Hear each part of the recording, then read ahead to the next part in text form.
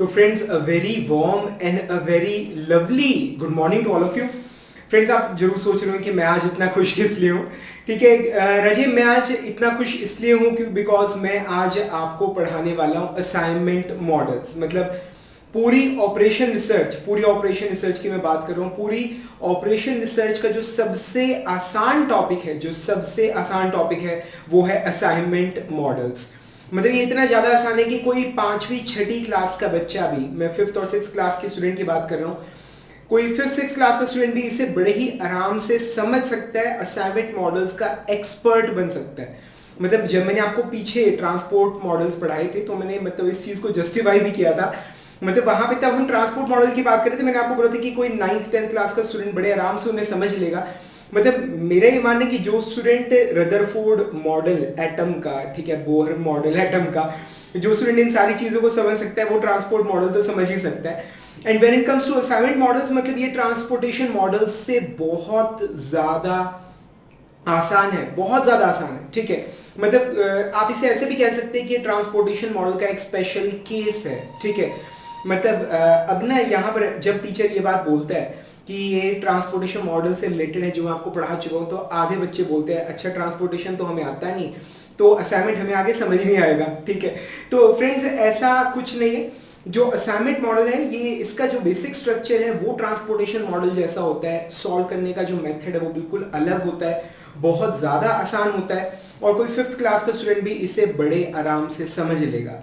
मतलब आज तक मैंने जब भी आपको कुछ भी पढ़ाया है, मैंने आपको हमेशा एक बात बोली है कि आप क्वेश्चंस को प्रैक्टिस करके फिर आप एग्जाम में जाइए। पर असाइनमेंट मॉडल एक ऐसा टॉपिक है जिसके लिए मैं ये स्टूडेंट्स को ये कहता हूँ कि भाई तुम सिर्फ लेक्चर्स देख लो, और उसके बाद अगर तुम सीधा अगर एग्जामिनेशन हॉल में जाओगे तो भी तुम क्वेश्चन बड़े आराम से सॉल्व कर लोगे, बशर्ते मतलब पूरे लेक्चर्स जितने भी हैं असाइनमेंट मॉडल के वो सारे देख रखे हो। मेरे ख्याल से इनकी टोटल ड्यूरेशन मुझे नहीं मालूम, सभी लेक्चर्स के मिला के 1 2 या 3 घंटे की ऐसे होनी चाहिए। 1 2 या 3 घंटे में मतलब ट्रांसपोर्ट जो हमारा असाइनमेंट मॉडल है बड़े आराम से खत्म हो जाएगा, और आपने सिर्फ लेक्चर देख लिए हैं, आपने अगर कुछ नहीं भी प्रैक्टिस किया तो भी मतलब आप क्वेश्चन बड़े आराम से निकाल लोगे। ठीक है, तो मतलब इतना आसान है असाइनमेंट मॉडल। ये असाइनमेंट प्रॉब्लम एक्चुअल में होती क्या है? ठीक है, तो फ्रेंड्स सिचुएशन बहुत ज्यादा सिंपल है। सपोज कीजिए कि आप किसी कंपनी के मालिक है। ठीक है, मतलब आप किसी कंपनी के मालिक है और आपको सपोज कीजिए कि 4 जॉब्स हैं जो आपको परफॉर्म करवानी है। ठीक है, 4 जॉब्स हैं जो आपको, या 3 ले लीजिए, आपको 3 जॉब्स हैं जो आपको परफॉर्म करवानी है। ठीक है, और 3 वेंडर्स हैं जो उस काम को करने को तैयार है। ठीक है, मतलब 3 कॉन्ट्रैक्टर्स कह लीजिए आप, जो उस जॉब को परफॉर्म करने को तैयार है। ठीक है, मतलब वी हैव, मैं ऐसा करता हूँ बोर्ड पे ड्रॉ ही कर देता हूँ। ठीक है, तो सपोज कीजिए कि हमारे पास 3 जॉब्स हैं, हमारे पास ए बी और सी। ठीक है, ये 3 जॉब्स हैं ए बी और सी जिन्हें हमें परफॉर्म करवाना है। ठीक है, और 3 वेंडर्स हैं एक्स वाई और जेड। ठीक है, ये 3 कॉन्ट्रैक्टर्स हैं जो इन तीनों ही जॉब्स को परफॉर्म करने को तैयार है। मतलब एक्स कह रहा है मैं तीनों जॉब्स परफॉर्म कर सकता हूं, ए बी और सी तीनों ये परफॉर्म कर सकता है, वाई भी इन तीनों को परफॉर्म कर सकता है, और जेड भी इन तीनों जॉब्स को एग्जीक्यूट कर सकता है। ठीक है, यहां तक आपको समझ आ गया।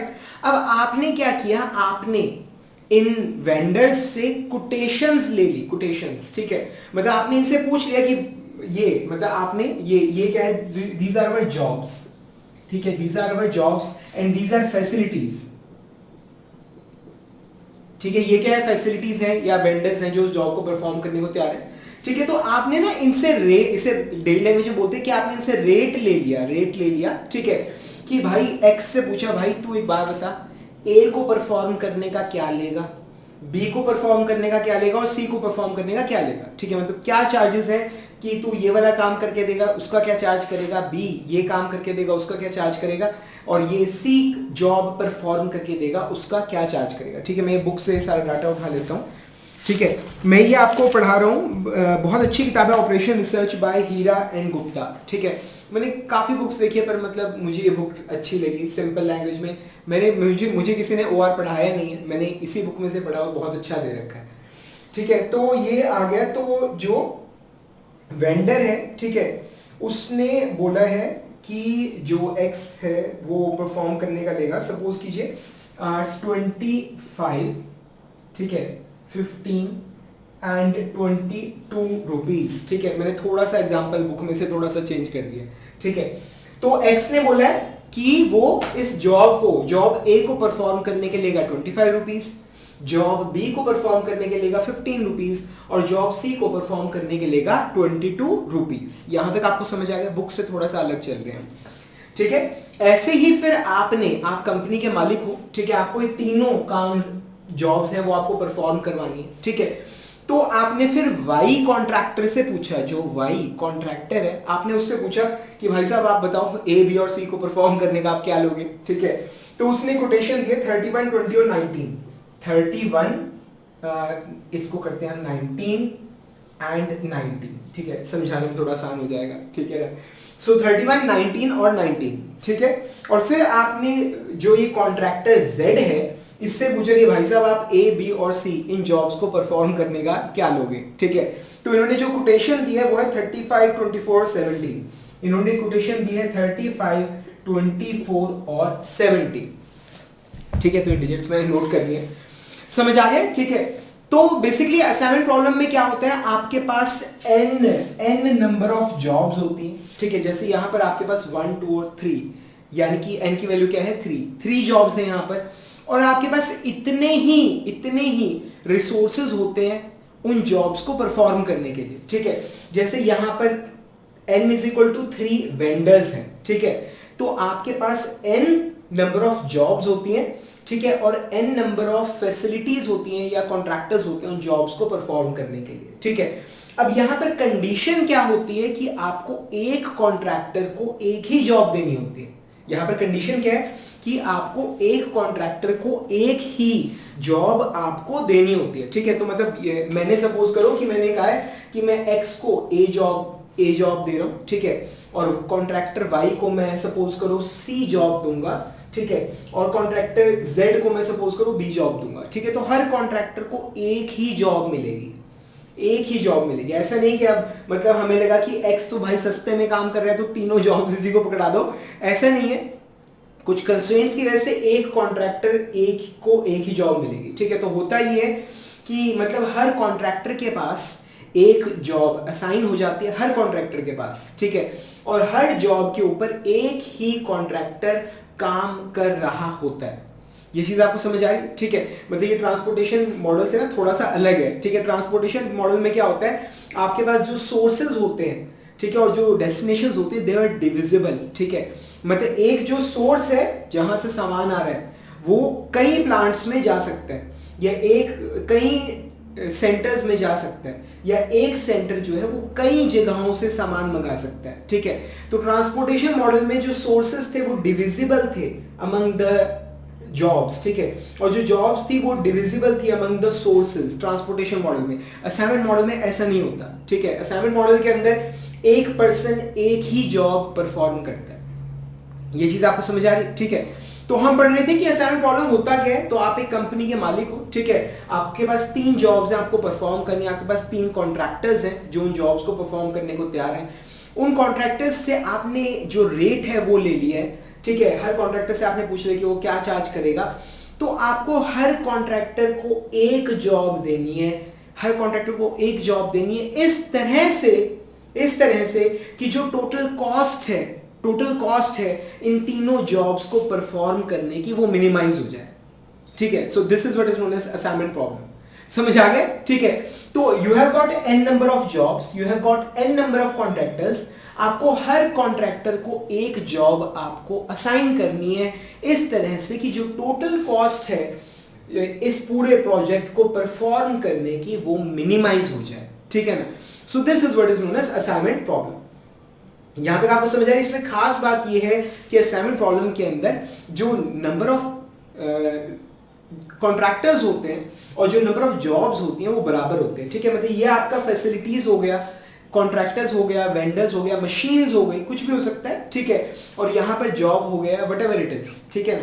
और ये जरूरी नहीं है कि यहां पर फैसिलिटीज आएगा, ठीक है, जॉब्स यहाँ पर आएगा, ऐसा कुछ नहीं है, जॉब्स आप यहाँ पे लिख सकते हो और जो ये फैसिलिटीज है आप वहां पे लिख सकते हो, तो कोई भी दिक्कत नहीं है। ठीक है, ये चीज मतलब प्रॉब्लम जो आपको दी गई है, ठीक है, उसमें हो सकता है कि जॉब्स यहाँ पर लिखा हो, फैसिलिटीज वहां लिखी हो, कोई दिक्कत नहीं, जैसे दे रखा हो तुम वैसे सॉल्व कर लेना।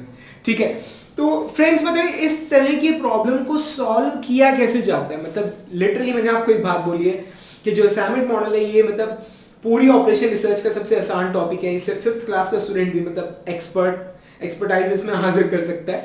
ठीक है, तो एक्चुअली है कि मतलब बेसिक से लॉजिक है, कॉमन सेंस की बात है, कॉमन सेंस की। ठीक है, अब बेसिकली क्या चीज है, जो ये असाइनमेंट मॉडल है, मुझे लग रहा है मैं ट्रांसपोर्टेशन मॉडल बोल रहा हूँ। ठीक है, जो असाइनमेंट मॉडल है मतलब इसके अंदर कंसेप्ट यूज होता है अपॉर्चुनिटी कॉस्ट का। इसके अंदर क्या कंसेप्ट यूज होता है, अपॉर्चुनिटी कॉस्ट का। ठीक है, आइए मैं आपको बताता हूँ कंसेप्ट क्या है। देखिए ध्यान से देखिए, अब यहाँ पर ये फैसिलिटीज है, ठीक है, यहाँ पर ये एक्स लिखा हुआ, ठीक है, ये मतलब ये हमारा कॉन्ट्रैक्टर है and these are the jobs. ठीक है, तो अब ये जो है, अब मुझे इसको एक काम तो सौंपना ही है। ठीक है, मतलब ये जो कॉन्ट्रैक्टर है आपको इससे एक ना एक काम तो आपको करवाना ही है, इसमें तो कोई डाउट नहीं है। ठीक है, तो अब अगर आप इसे देखें, ए जॉब को परफॉर्म करने के 25 रुपीज लेगा, बी को परफॉर्म करने के 15 रुपीज लेगा और सी को परफॉर्म करने के 22 रुपीज लेगा। ये चीज आपको समझ आ रही है। ठीक है, तो आप खुद देखिए, अगर आप इसे ए जॉब देते हैं तो आपको इसको मतलब इस कॉन्ट्रैक्टर को एक ना एक जॉब तो देनी है। ठीक है, अगर ए दिया तो 25 रुपीज देने पड़ेंगे, बी जॉब दिया तो 15 देने पड़ेंगे, सी जॉब दिया तो 22 देने पड़ेंगे। अब मैं आपसे पूछ रहा हूं कि आपको अगर इसको इन तीनों में से कोई एक जॉब असाइन करना हो, बाकी सब कुछ छोड़ दीजिए, बाकी सब बाद में देखेंगे, आपको इन तीनों में से एक जॉब असाइन करनी हो, ठीक है, तो आप इसे कौन सी जॉब असाइन करेंगे? ऑब्वियसली ये वाली, क्योंकि अगर मैं ये जॉब अगर इसे असाइन करता हूं, ठीक है, तो मुझे इस कॉन्ट्रैक्टर को 15 रुपीज देने पड़ेंगे। अगर मैंने इसे ये वाली इस कॉन्ट्रैक्टर एक्स को अगर मैंने सी जॉब असाइन करी तो मुझे 7 रुपीज ज्यादा देने पड़ेंगे। ठीक है, और अगर मैंने इस कॉन्ट्रैक्टर एक्स को अगर ए जॉब असाइन कर दी तो मुझे 10 रुपीज ज्यादा देने पड़ेंगे। मतलब मैं इस कॉन्ट्रैक्टर को 15 रुपए 15 रुपीज देके काम चला सकता था, पर अब क्योंकि मैंने इसे बी की जगह ए असाइन कर दिया है तो अब मुझे इसको 10 रुपीज एक्स्ट्रा पे करने पड़ेंगे। ठीक है, and this is what is known as opportunity cost. इसे हम क्या बुलाते हैं? Opportunity cost.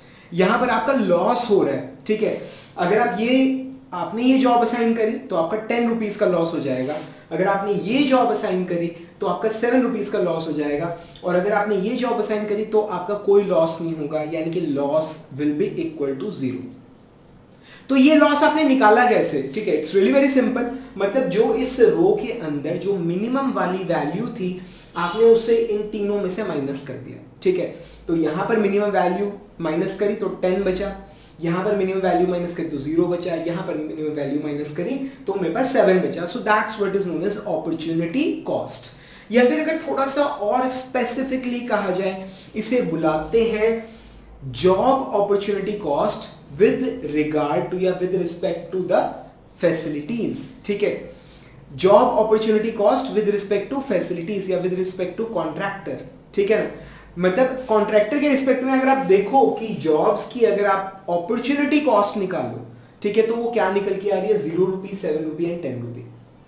समझ आ रहे? ठीक है, ऐसा अगर तो याद नहीं रहेगा तो मैं एक और मैट्रिक्स में यहां पर ड्रॉ कर लेता हूं। ठीक है, ये एक और मैट्रिक्स में यहां पे मैंने ये ड्रॉ कर लिया है। बहुत सारे मैट्रिक्स बनेंगे भाई, and it is really very simple, बहुत ज्यादा आसान है। अगेन एक ही बात बोल रहा हूं मैं, मतलब कोई 5th क्लास का स्टूडेंट बड़े आराम से इस चीज का एक्सपर्ट बन सकता है। ठीक है, ABCXYZ।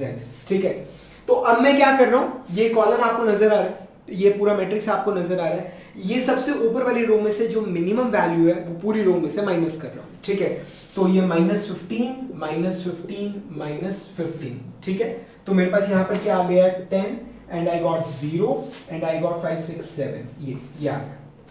यहां तक समझ आ गया आपको? ठीक है, अब सेम यही जॉब अपॉर्चुनिटी कॉस्ट मैं निकालता हूं वेंडर या कॉन्ट्रैक्टर वाई के लिए। ठीक है, अब वाई से हमें कुछ ना कुछ काम तो कराना ही है, इसको एक ना एक जॉब तो हमें असाइन करना ही है। ठीक है, अब क्या चीज है कि अगर मैं इसे ए जॉब असाइन करूंगा तो मुझे इसे 31 रुपीज देने पड़ेंगे, अगर बी असाइन करूंगा तो 19 रुपीज और सी असाइन करूंगा तो 19 रुपीज। ठीक है, तो कॉमन सेंस से मैं इन दोनों में से कोई एक जॉब असाइन करूंगा, क्योंकि अगर मैं ये कॉन्ट्रैक्टर वाई को कहता हूं कि भाई तू बी परफॉर्म कर या सी परफॉर्म कर, तो मुझे सिर्फ 19 रुपीज देने होंगे।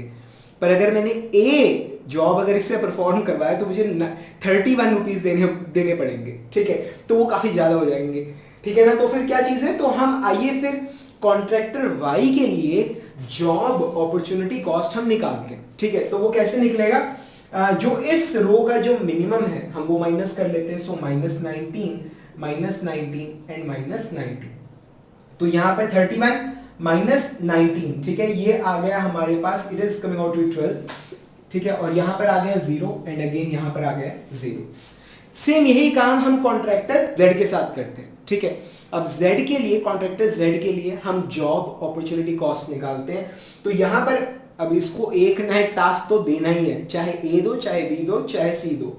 अगर ए दोगे तो 35 रुपीज देने पड़ेंगे, बी दोगे तो 24 और सी दोगे तो 17 रुपीज। ठीक है, तो क्लियरली नजर आ रहा है कि हमें यही वाला जॉब इसको देना है, क्योंकि सबसे सस्ते में काम चल जाएगा। ठीक है, तो यहां पर अब क्या, अब इस कॉन्ट्रैक्टर के लिए opportunity cost, job opportunity cost कैसे निकलेगी। ठीक है, मिनिमम वैल्यू पूरी रो में से माइनस कर देंगे। सो -17 -17। ठीक है, तो यहां पर ये आ जाएगा हमारे पास 35 -17, it comes out to be 18। ठीक है, और यहां पर 24 -17 7 आएगा। ठीक है, 24 -17 7 आ गया। ठीक है, और ये आ गया 0, ये चीज समझ आ गए। ठीक है, तो ये हमारा क्या आ गया, ये आ गया हमारा अपॉर्चुनिटी कॉस्ट मैट्रिक्स। ठीक है, क्या हमने क्या निकाल लिया, अपॉर्चुनिटी कॉस्ट मैट्रिक्स। ये अगर और स्पेसिफिकली अगर आप बोलें तो ये हमने निकाल लिया है job opportunity cost matrix with respect to contractors या फैसिलिटीज या वेंडर्स। ठीक है ना, तो ये हमने कौन सा मैट्रिक्स निकाल लिया है, हमने निकाल लिया है जॉब अपॉर्चुनिटी कॉस्ट मैट्रिक्स। समझ आ गए। ठीक है, ये सारी चीजें जो मैं आपको बता रहा हूं 5वीं क्लास का बच्चा बड़े आराम से समझ सकता है कि भाई साहब ये महंगा पड़ रहा है, ये भी महंगा पड़ रहा है, सस्ता पड़ रहा है, तो हम इससे काम कराएंगे। ठीक है, और हमने क्या निकाला है, हमने अभी तक सिर्फ डिफरेंस निकाला है कॉस्ट का, कि कॉस्ट में कितना डिफरेंस आ रहा है। तो ये तो आपने निकाला है विद रिस्पेक्ट टू वेंडर। ठीक है, विद रिस्पेक्ट टू वेंडर। ठीक है, कि वेंडर के रिस्पेक्ट में, मतलब जॉब्स में आपने कंपैरिजन किया है। सेम यही कंपैरिजन आप जॉब के रिस्पेक्ट में वेंडर के लिए भी कर सकते हो। ठीक है, सेम यही वाला जो कंपैरिजन है, तो आइए करके देखते हैं। सेम यही कंपैरिजन हम कर सकते हैं जॉब के केस में वेंडर्स के लिए। ठीक है, सेम यही वाला। तो आइए, मतलब वैसे जो मैं करके दिखा रहा हूं आपको, मतलब ये काम आपको करना नहीं है, आपको कुछ और करना है, पर फिलहाल मैं आपको समझा रहा हूं। ठीक है, तो ये आ गए ए, बी और सी, दीज आर जॉब्स। ये आपको परफॉर्म नहीं करना, आपको कुछ और काम करना है, अभी मैं सिर्फ आपको समझा रहा हूं। ठीक है, 15 22 31 19 35 24 एंड 17। तो ये जो अपॉर्चुनिटी कॉस्ट हमने निकाली है, ये हम जॉब्स के लिए भी निकाल सकते हैं विद रिस्पेक्ट टू वेंडर्स, अगर आप चाहो तो। ठीक है, ये आपको निकालना नहीं है। तो बेसिकली क्या चीज है, अब आप इस जॉब के लिए देखो, अगर आप ये काम एक्स से परफॉर्म करवाओगे, वाई से या जेड से, तो ये होगा 25 रुपीज में, 31 रुपीज में, 35 रुपीज में। तो सबसे सस्ते में किससे हो रहा है, एक्स से। तो ऑब्वियसली मतलब हम ये काम कोशिश करेंगे कि इसी से कराएं। ठीक है, तो अगर बाय चांस अगर ए की बजाय, एक्स की बजाय अगर हमें वाई से करवाना पड़ा, ये काम अगर एक्स की बजाय वाई से करवाना पड़ा, ठीक है, तो हमें कितना नुकसान होगा, ये काम 25 रुपीज में हो सकता था, पर 31 रुपीज में हो रहा है, तो मतलब क्लियरली हमें 6 रुपीज का नुकसान हो जाएगा। और ये आपने कैसे निकाला, आपने इस कॉलम का जो मिनिमम कॉस्ट है उसे मतलब बाकी सभी में से माइनस कर दिया। ठीक है, तो इस कॉलम का मिनिमम कॉस्ट है 25, सबसे सस्ता ये वाला, इतने में ये काम हो सकता है। तो मैं पूरे कॉलम में से 25 को माइनस कर रहा हूं, -25। ठीक है, तो ये हमारे पास ये जो मैट्रिक्स तैयार हो रहा है, ये वैल्यूज क्या आ रही हैं इसके अंदर, 25 - 25, ये आ गया 0, यहां पर आ गया 6 और यहां पे आ गया 10। ये चीज आपको क्लियर हो रही है। ठीक है, अभी सेम यही काम आपके पास जो ये बी जॉब है, ठीक है, आप ये एक्स वाई जेड तीनों से परफॉर्म करा सकते हो। अगेन सबसे सस्ते में एक्स इसको परफॉर्म कर रहे हैं। ठीक है, 15 रुपीज में, तो अगर आपने 19 रुपीज में अगर वाई से ये काम कराया तो आपको 4 रुपीज का लॉस हो जाएगा, और अगर जेड से ये काम करवाया 24 रुपीज में तो आपको 9 रुपीज का लॉस हो जाएगा। ठीक है, तो इसमें से मैं अपॉर्चुनिटी कॉस्ट निकाल रहा हूं। इसे क्या बोलते हैं? इसे बोलते हैं मशीन अपॉर्चुनिटी कॉस्ट, या फिर कॉन्ट्रैक्टर अपॉर्चुनिटी कॉस्ट। ठीक है, या फैसिलिटीज अपॉर्चुनिटी कॉस्ट, जो भी मतलब आपको ठीक लगे। ठीक है, फॉर जॉब्स, जॉब के लिए, जॉब के रिस्पेक्ट में हम बात कर रहे हैं। ठीक है, तो 15 माइनस 15 ये आ गया 0, 19 माइनस 15, ठीक है, ये आ गया हमारे पास 4, और 24 माइनस 15, ठीक है, ये आ गया हमारे पास 9। ये चीज समझ आ गया यहाँ तक? ठीक है, अब ऐसे ही अगर आप यहां पर कंपेयर करें, ठीक है, तो जॉब सी जो है वो सबसे सस्ते में जेड परफॉर्म कर रहा है सिर्फ 17 रुपीज में। अगर आप वाई से काम करवाओगे तो आपको 2 रुपीज का लॉस हो जाएगा, आपको 19 रुपीज देने पड़ेंगे, और अगर आप एक्स से यही काम करवाओगे तो आपको 22 रुपीज देने पड़ेंगे, यानी कि आपको 5 रुपीज का लॉस हो जाएगा। ठीक है, तो आइए फिर अपॉर्चुनिटी कॉस्ट निकालते हैं। -17 -17 -17, ये आ गया हमारे पास, यहां पर आ गया 5, और यहां पर आ गया हमारे पास come out to 2 and here we get 0। ये चीज समझ आ रही है चीज आपको? यहां पर आपको ये क्लियर हो रहा है? ठीक है, क्लियर हो रही है ये चीज आपको? ठीक है, तो इस तरह से अगर आप चाहो तो आप यहां पर जॉब के रिस्पेक्ट में भी आप अपॉर्चुनिटी कॉस्ट आप यहां पे निकाल सकते हो। ठीक है, तो हमारे पास मतलब ये मैंने जो निकाली है, ये मैंने बेसिकली क्या करा है, ये मैंने मशीन्स की अपॉर्चुनिटी कॉस्ट निकाली है, जो फैसिलिटीज है उनकी अपॉर्चुनिटी कॉस्ट निकाली है जॉब्स के लिए। ठीक है, सॉरी, जॉब्स की अपॉर्चुनिटी कॉस्ट निकाली है मैंने मशीन के रिस्पेक्ट में। यहां पर मैंने क्या निकाला है, यहां पर मैंने मशीन्स की अपॉर्चुनिटी कॉस्ट निकाली है जॉब के रिस्पेक्ट में। ठीक है, मशीन वेंडर मतलब एक ही चीज है। तो ये आप बेसिकली क्या चीज है, हम इस तरह से नहीं करते। मैं आपको एक बात बता रहा था कि आपको इस तरह से नहीं करना, ये मैंने सिर्फ आपको समझाने के लिए बताया। हम क्या करते हैं, हम टोटल अपॉर्चुनिटी कॉस्ट निकालते हैं। ठीक है, हम क्या निकालते हैं, हम निकालते हैं टोटल अपॉर्चुनिटी कॉस्ट। ठीक है, अब ये टोटल अपॉर्चुनिटी कॉस्ट कैसे निकलती है? टोटल अपॉर्चुनिटी कॉस्ट पहले आपने जो मतलब ये वेंडर्स के रिस्पेक्ट में आपने देखा और जॉब्स की कॉस्ट देखी ए, बी और सी। ठीक है, आपने देखा कि सबसे सस्ती जॉब कौन सी पड़ रही है, आपने उस हिसाब से आपने अपॉर्चुनिटी कॉस्ट निकाली।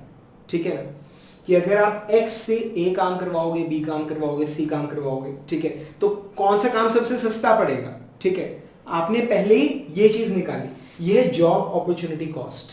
ठीक है, अब क्या है, हम इसी के अंदर हम फैसिलिटीज की या मशीन अपॉर्चुनिटी कॉस्ट निकालते हैं। ठीक है, एक काम करते हैं, जो XYZ है ना, हम इसे कॉन्ट्रैक्टर की जगह हम लिख लेते हैं, ये क्या है, ये दिस इज मशीन। ठीक है, ये वो मशीन है जिसपे ये जॉब परफॉर्म हो रहा है। ठीक है, तो XYZ, ठीक है, अब हम इसी मैट्रिक्स की मशीन अपॉर्चुनिटी कॉस्ट निकालेंगे। ठीक है, वो कैसे निकलेगी, अभी तक आपने रो में से जो मिनिमम वाली वैल्यू थी वो माइनस की थी।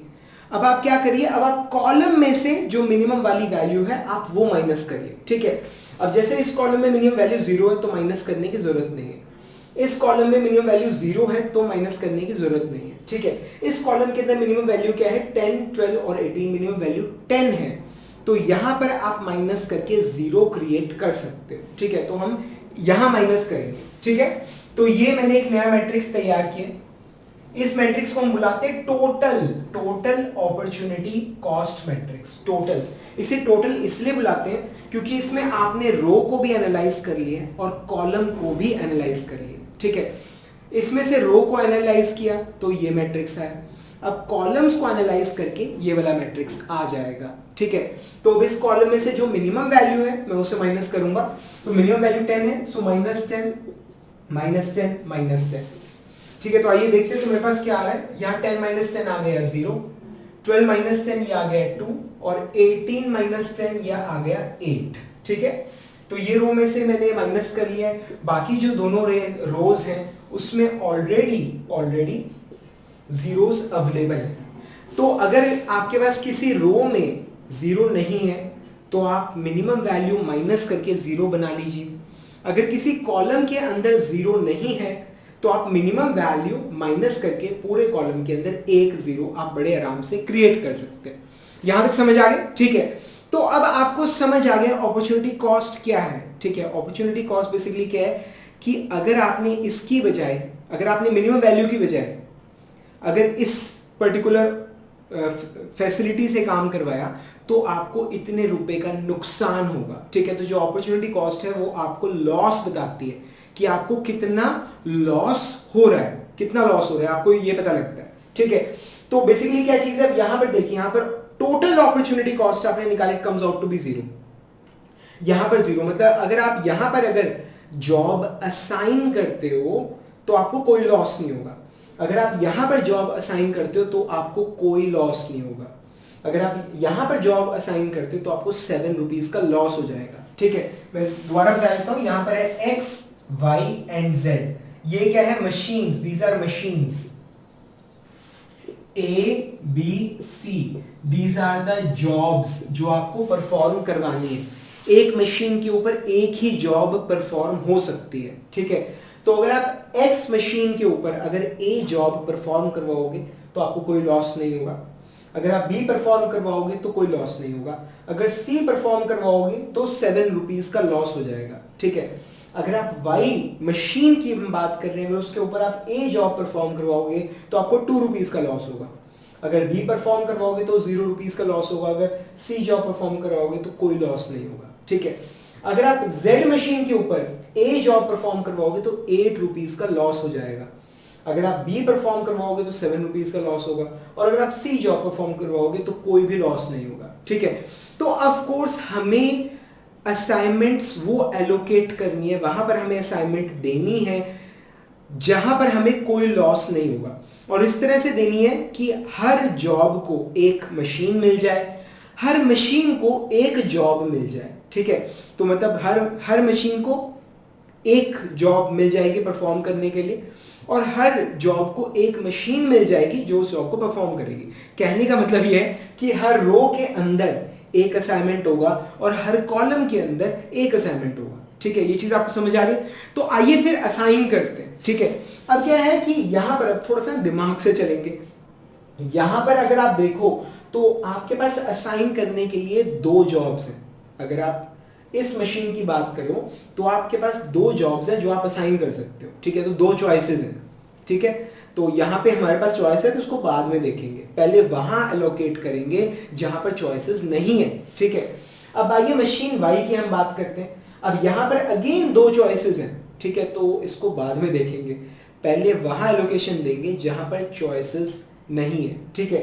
अब ये मशीन Z को अगर आप देखो तो यहां पर आपके पास सिर्फ एक ही चॉइस है, तो आपको यहीं पर एलोकेशन देनी। तो सबसे पहले हम एलोकेशन यहां पे देंगे, समझ आए, ठीक है। तो सबसे पहले मैंने यहां पर एलोकेशन दी है, this is my first allocation. मैंने कंफर्म कर दिया है कि जो मेरा मशीन Z है उसके ऊपर जॉब C परफॉर्म होगा, ये मैंने फाइनल कर दिया।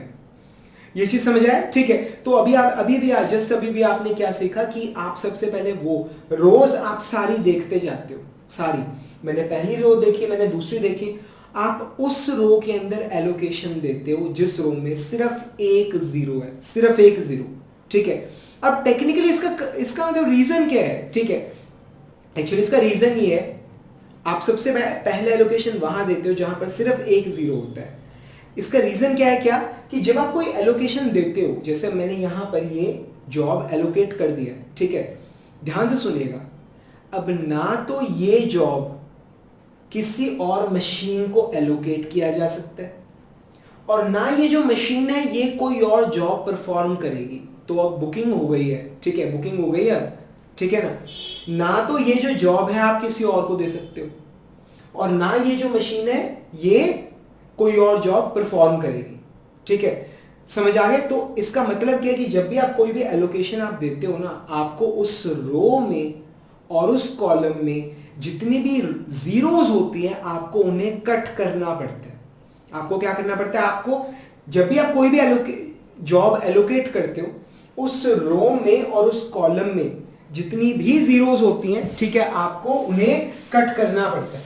तो अभी मैंने यहां पर ये एलोकेशन दिया, ठीक है। अब ये जो जॉब है ये किसी और को नहीं मिल सकता, तो ये जो 0 है मैं इसे कट कर दूंगा, ये 0 मैंने कट कर दिया। समझ आ गए? ये क्लियर हो गया? ठीक है, अब ना आप जरा थोड़ा सा दिमाग लगाइए, थोड़ा सा, ठीक है, आप दिमाग लगाइए। अगर बाय चांस मैं रैंडमली ये, अभी देखो जो मशीन वाई है ये बी भी परफॉर्म कर सकती है और सी भी परफॉर्म कर सकती है, दोनों जॉब्स परफॉर्म कर सकती है। अगर रैंडमली अगर मैं इस मशीन को ये सी जॉब दे देता परफॉर्म करने के लिए, सी जॉब में दे देता इसे, इस मशीन को परफॉर्म करने के लिए, ठीक है, तो ये मशीन, ये जो जॉब है, ठीक है, ये कोई और तो परफॉर्म कर ही नहीं सकता, तो यहां पर कट लग जाता, ठीक है। अब ये बताओ फिर जो हमारी तीसरी मशीन है, मशीन Z, ये क्या क्या काम करती है? अगर A परफॉर्म करेगी तो 8 रुपीज का नुकसान होगा और B परफॉर्म करेगी तो 7 रुपीज का नुकसान होगा, ठीक है, तो हम फंस जाएंगे। समझ आ रहा है? तो आपको सबसे पहला एलोकेशन वहां देना है जिस रो के अंदर एक ही जीरो है, आपको वहां पे एलोकेशन देना, और एलोकेशन देने के बाद उस रो में और उस कॉलम में सभी जीरोस को कट कर देना, ठीक है। अब जैसे मैंने यहाँ पे कट कर दिया, यहां तक समझ आया? ठीक है। अब उसके बाद अब यहां पर मैंने कट कर दिया, अब मैं दोबारा देखूंगा, रोज को दोबारा देख रहा हूं मैं। अब यहां पर 2 जीरोस है तो इस चॉइस है, या तो ए जॉब देंगे या बी देंगे, पर ये बाद में देखेंगे। अब आइए मशीन वाई की बात करते हैं। मशीन वाई में ध्यान से देखिए, पहले आपके पास 2 चॉइसेस थी, पर अब ये 0 कट कर दिया है, अब हमारे पास सिर्फ एक ही चॉइस बची है, सिर्फ एक चॉइस। तो आपको एलोकेशन वहां करना है जहां पर सिर्फ एक 0 है आपके पास, ठीक है। तो मेरे पास एक चॉइस बची है, तो मैंने वाई मशीन को बी जॉब एलोकेट कर दिया, ये मैंने जॉब इसको एलोकेट कर दिया, ठीक है। तो जब भी आप कोई भी एलोकेशन देते हो, तो उस एलोकेशन वाली रो में और कॉलम में जितनी भी जीरोस होती हैं आप उन्हें कट कर देते हो, ठीक है। अब इस रो में एक ही 0 है, वो तो पहले ही कट कर रखी है, और इस कॉलम के अंदर एक और 0 है तो हम उसे भी कट कर देते हैं, ठीक है। तो हम यहां पर एलोकेशन नहीं देंगे, क्यों? क्योंकि ये जो जॉब बी है ये हमने अब वाई को एलोकेट कर दिया, तो अब ये जॉब बी मैं किसी और को नहीं दूंगा, ठीक है। अब आइए अब फिर से रोज देखना शुरू करते हैं, ठीक है। अब इस बार ये आइए एक्स रो को हम देखते हैं। अब यहां पर सिर्फ हमारे पास सिर्फ एक 0 बचा है, ठीक है। तो फिर से मतलब हमारे पास सिर्फ एक ही चॉइस है, ठीक है। अब हम यहां पर फिर से एलोकेशन देंगे, यहां पर हम एलोकेशन कर रहे हैं इस 0 पर। एलोकेशन हमेशा आपको सिर्फ 0 पे देनी है, ठीक है। रीजन ये टोटल अपॉर्चुनिटी कॉस्ट टेबल है, मतलब अगर आप यहां पर एलोकेशन दोगे तो आपको कोई लॉस नहीं होगा, आपका काम सस्ते से सस्ते में होगा। ये चीज आपको समझ आ रही है? तो एलोकेशन आपको सिर्फ वहां देनी है जहां पर 0 है, ठीक है। इस बात का आपको खास ध्यान रखना है। अगर आप कहीं और दोगे, 7 पे दोगे, 2 पे दोगे, 8 पे दोगे, ठीक है, तो आपको लॉस हो जाएगा। एलोकेशन हमेशा सिर्फ 0 पे देनी है, ये चीज आपको क्लियर हो रही है? तो अब यहां पर सिर्फ एक 0 बची थी तो मैंने यहां पर एलोकेशन दे दी, ठीक है। तो अब देखिए ध्यान से, हमारी प्रॉब्लम सॉल्व हो गई है, ठीक है। हर रो के अंदर एक एलोकेशन है, यहां पर देखिए, हर कॉलम के अंदर एक एलोकेशन है, ठीक है। तो अब हमें पता चल गया कि जो एक्स मशीन है वो ए जॉब को परफॉर्म करेगी, जो वाई मशीन है वो बी को परफॉर्म करेगी, जो जेड मशीन है वो सी जॉब को परफॉर्म करेगी। ये चीज आपको समझ आ गई, ठीक है। अगर आप चाहें तो टोटल कॉस्ट भी प्रोजेक्ट की निकाल सकते हैं, टोटल कॉस्ट, ठीक है। प्रोजेक्ट की टोटल कॉस्ट क्या पड़ेगी? अगर आपसे कोई पूछे कि बताइए ये जो प्रोजेक्ट है ये वाला, ये कितने का पड़ेगा, तो आपको क्या करना है? आपको कॉस्ट मैट्रिक्स देखना है, कॉस्ट मैट्रिक्स देखना है आपको, ठीक है। ये जो एग्जांपल है हमने थोड़ा सा चेंज कर दिया, बुक में अलग एग्जांपल है, हम अलग कर रहे हैं, ठीक है। तो मैंने एलोकेशन कहां पे दिया है? एक एलोकेशन मैंने यहां दिया, एक यहां दिया और एक यहां दिया, ठीक है।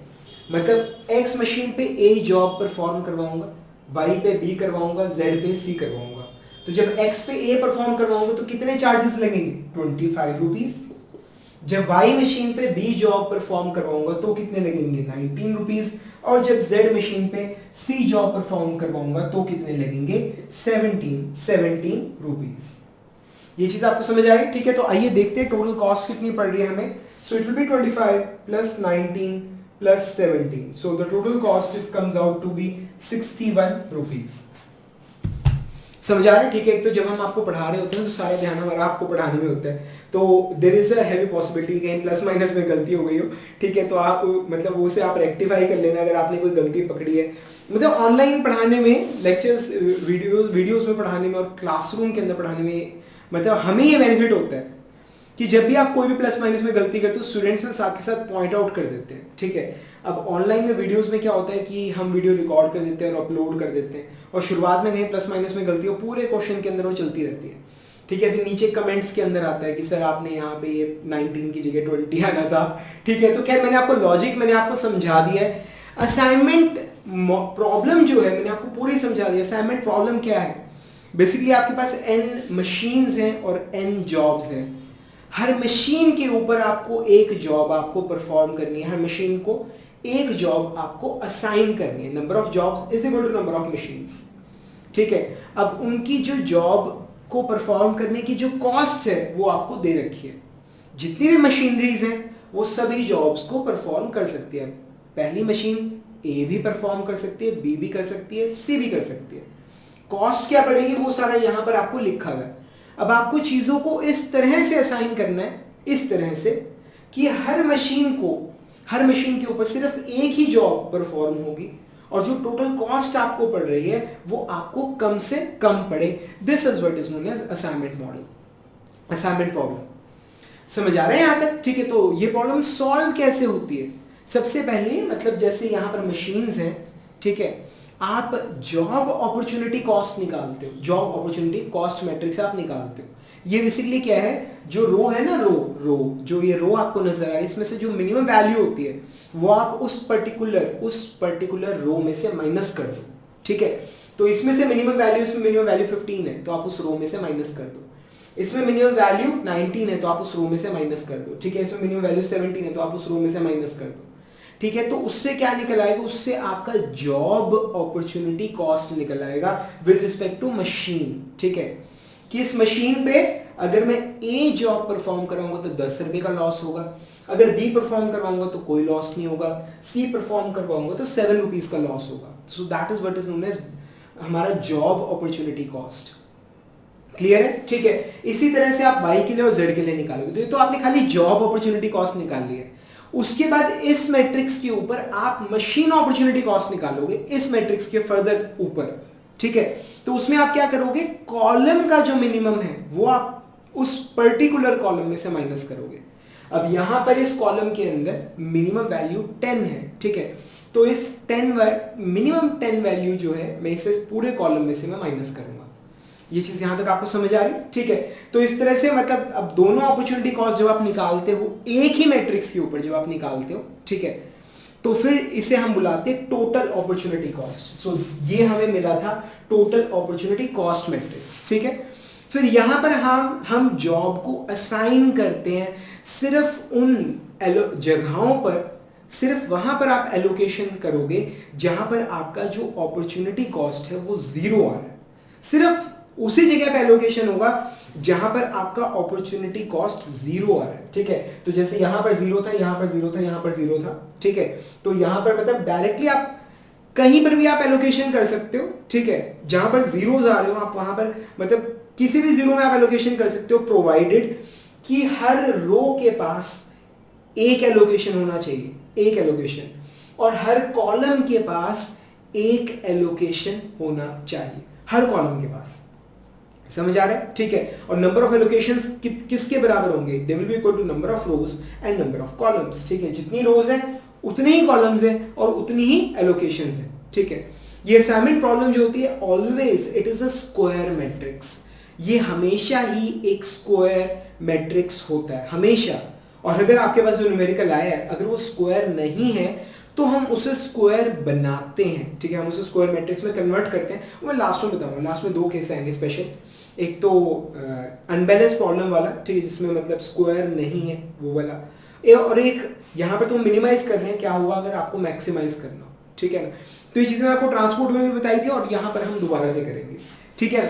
तो फ्रेंड्स ये तो बेसिक था, असाइनमेंट मॉडल का बेसिक था, पूरा जो सार है ना, मतलब अगर 3 बाय 3 का मैट्रिक्स आ रहा है तो आप इतनी नॉलेज से मतलब उस मैट्रिक्स को बड़े आराम से सॉल्व कर सकते हो। ठीक है सर, बुक में तो बहुत कुछ दे रखा है, theorem 1, theorem 2, method of lines, ठीक है, वो Hungarian method, floods technique, reduced matrix technique, मतलब ये सारा कुछ, मतलब ये सारा कुछ क्या है। ठीक है, एक्चुअली क्या है कि ये मैट्रिक्स 3x3 का था, ठीक है, तो आराम से सॉल्व हो गया। ठीक है, पर मतलब क्या है कि अगर 4x4 या 5x5 का मैट्रिक्स हो तो उनको सॉल्व करने के लिए आपको टेक्निक्स का प्रयोग करना पड़ता है। ठीक है, मोर ओवर जरूरी नहीं होता कि आपने जो ये मैट्रिक्स निकाला है इसके अंदर जॉब असाइन हो जाए। ठीक है, ऐसा जरूरी नहीं है। ठीक है ना, तो कई बार क्या होता है कि इस मैट्रिक्स को फर्दर इंप्रूव करना पड़ता है। ठीक है, तो वो सारी टेक्निक्स जो है वो हमें इस असाइनमेंट मॉडल का जो चैप्टर है इसके अंदर पढ़ाई गई है। ठीक है, तो आइए, मतलब अब मैंने आपको पूरा चैप्टर से इंट्रोड्यूस करा दिया। ठीक है, तो आइए अब हम क्या करते हैं, अब हम अभी तो मैंने आपको पूरा समझा दिया, अब आप मतलब वॉर के अंदर खड़े होने लायक तो हो गए हो। ठीक है, मतलब 3x3 की प्रॉब्लम आप अभी आराम से सॉल्व कर सकते हो। ठीक है, अभी वैसे इसमें एक कमी है, अभी लाइंस वगैरह का सारा कंसेप्ट अभी आपको बताना है। ठीक है, तो अभी अब आगे क्या करते हैं, मैं आपको जैसे बुक में दे रखा है चीज़ों को उस तरह से बताता हूँ। सबसे पहले तो मैं आपको मैथमेटिकल मॉडल, या ये जैसे मैट्रिक्स आपको दिया हुआ है, अब अगर सब्जेक्टिव में क्वेश्चन आएगा तो आपको पहले मैथमेटिकल मॉडल क्रिएट करना पड़ेगा। ठीक है, आपको इस प्रॉब्लम को मैथमेटिकली आपको एक्सप्रेस करना पड़ेगा। अगर सब्जेक्टिव में 20 मार्क्स का क्वेश्चन आता है तो कह रहा हूं मैं। ठीक है ना, अगर ऑब्जेक्टिव में 2 नंबर का आएगा तो देख के सॉल्व कर देंगे। ठीक है ना, तो आपको ये बताऊंगा कि मैथमेटिकल मॉडल होता क्या है। ठीक है, इस मैट्रिक्स को किस तरह से डिस्क्राइब किया जाता है मैथमेटिकली। फिर उसके बाद हम बात करेंगे कि जो असाइनमेंट मॉडल है इसमें और ट्रांसपोर्टेशन मॉडल जो था उसमें क्या सिमिलैरिटीज है, क्या डिफरेंसेस हैं, और क्यों हम ट्रांसपोर्टेशन मॉडल की जो टेक्निक्स है उनका प्रयोग हम करने की सोचते भी नहीं है। ठीक है, मतलब already we have developed some techniques to solve transportation models, पर हम उनका प्रयोग करने की ना सपने में नहीं सोचते। ठीक है, कि हम उनसे असाइनमेंट प्रॉब्लम सॉल्व करेंगे, तो ऐसा क्यों है। ठीक है, फिर हम थ्योरम 1 पढ़ेंगे, फिर हम थ्योरम 2 पढ़ेंगे, फिर हम दोनों थ्योरम्स का प्रयोग करके किस तरह से असाइनमेंट की प्रॉब्लम को सॉल्व करते हैं वो देखेंगे। फिर हम मेथड ऑफ लाइंस देखेंगे। ठीक है, फिर हम जो मैंने आपको कहा ना कि कभी कभी इस मैट्रिक्स को इंप्रूव करना पड़ता है। ठीक है, तो आइट्रेट कैसे करते हैं इस मैट्रिक्स को और इंप्रूव कैसे करते हैं, फिर हम वो देखेंगे। ठीक है, और फिर बाद में जो बड़े बड़े मैट्रिक्स होते हैं 4x4, 5x5 के, ठीक है, उनके अंदर चीजें थोड़ी कॉम्प्लिकेटेड लगती हैं, एकदम से चीजें नजर नहीं आती कि यहाँ पे असाइन कर लो प्रॉब्लम सॉल्व हो जाएगी। ठीक है ना, ऐसे नजर नहीं आते, तो उसके लिए मतलब थोड़ा आसान कर देता है एक हंगेरियन मेथड जिसे फ्लड्स टेक्निक भी बोलते हैं। ठीक है, तो वो जो टेक्निक है वो कैसे मतलब इस्तेमाल होती है, ठीक है, वो देखेंगे। तो ये सारा फ्रेंड्स ये था हमारा इंट्रोडक्टरी लेक्चर। हालांकि मैं इसमें पूरा असाइनमेंट मॉडल का सारा सार मैं आपको समझा चुका हूँ। ठीक है, ये इंट्रोडक्टरी लेक्चर था हमारा। अभी इसके अंदर इतना ही काफी, बाकी का मैं अगले लेक्चर में कराऊंगा। तब तक के लिए friends thank you much and wish you all the best.